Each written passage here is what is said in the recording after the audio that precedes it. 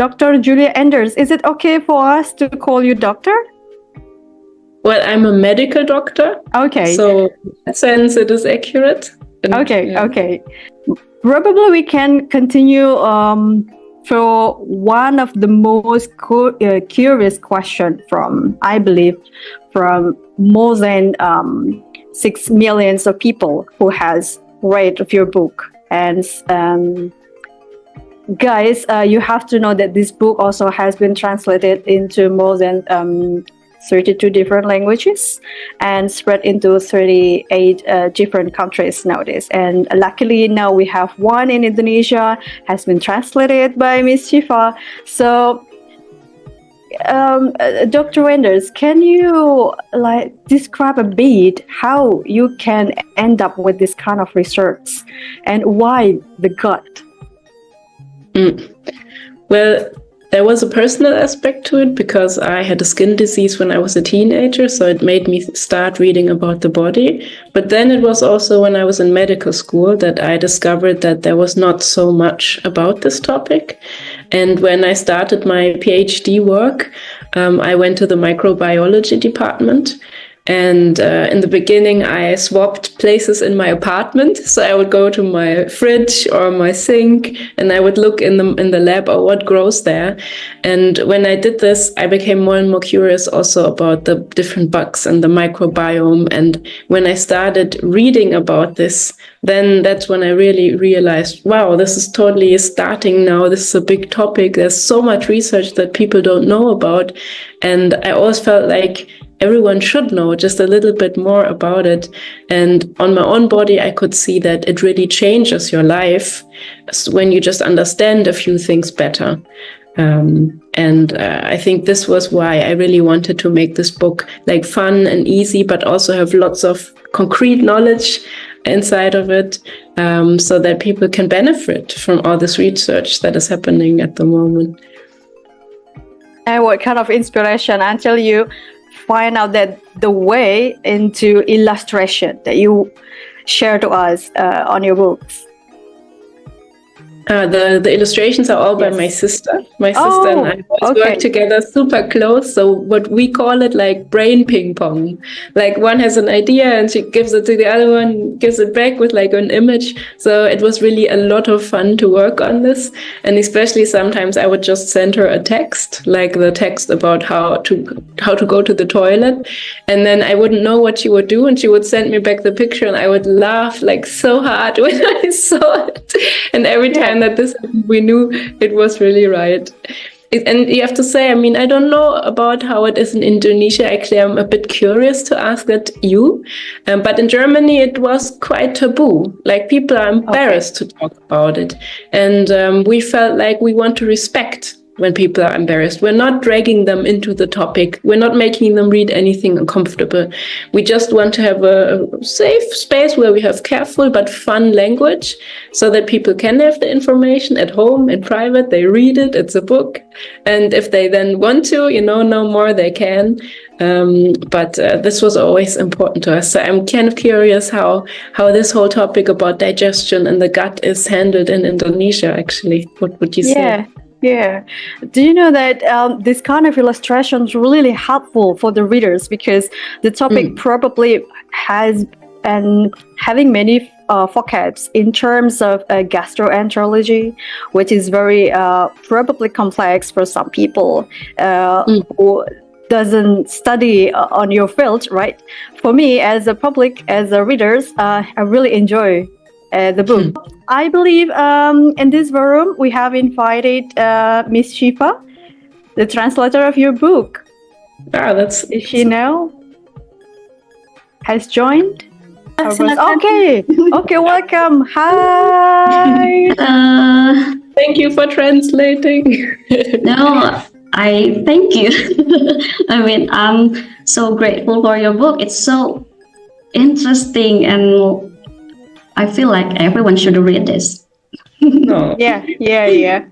Correct. And I'm always so curious to see if there are like special difficulties with the language in some terms. I know that, for example, the French book, they say that usually they have a very bourgeois upper class language and then street language, and it was very difficult to find the tone in between there because my book doesn't go in either category. So I'm curious if there was something with the language that made it, difficult to get. Of course, there's some, barriers there. Like I have to localize some your jokes because your narrative is so fun. Like I have to translate it to our local jokes. And beside of that, of course, there's lots of scientific terms. Yeah. But thankfully, our editor is very helpful to to suggest lots of options to make the perfection for our reader. And yeah, I'm so proud to be your book translator. I'm very glad to hear that you translated the jokes because some books say they're not funny in other languages. So when you say you translated, it's good. No, I was at first I was very worried because oh my god, it's a biology book, right? But then I read it and I think I can do this because you write it so beautifully and so interestingly. So I feel like I was being told a story like a fiction, or just like you're telling story. That's what happened in our gut. Thank you. Yeah. Maybe a little bit question for Shifa. How long did you finish it up? Was it 2 months? I think 3 months. Oh wow! I don't know. Quite long, yeah. Yeah. Well, I believe it's a hard work for you. So thank you so much. I actually felt bad for our editor because I actually was asking for to extend the deadline because oh my god, it was because there are some important parts that I have to recheck. For the for the scientific term, do we have that in here like that? Yeah. Okay, so thank you so much. But Kak Shifa, whatever, I want to meet you later. If you are in Jogja or around, let's meet up. Thank you, Sheryl, and please enjoy the talk show then. May we know what is the toughest question you ever had talking about the gut itself? Probably in your culture or in Asia or wherever it is. The toughest question? Yes. Because this is very interesting. I don't know, when people asked about the gut, what is the first word come up to your mind? It's about pooping. I think it's like the elephant in the room, right? You have to talk about it. But we know now But we know now after your book, we got a lot of things more than poop, right? True. So what is the toughest question? Well, I think I really like all the questions because I'm also curious, and then sometimes I wonder or sometimes I know something about it. I remember that one journalist actually told me that she had never looked at her own poop because her mother told her not to. So when she was very little, so she had never in the toilet, she never turned around. She just flushed the toilet without looking. And she said what can she know from looking at it? She was almost a bit scared. And I thought, this is not so easy to do this for the first time. She was in her 30s. So I think that was a tough thing where I was like, okay, how can we do this?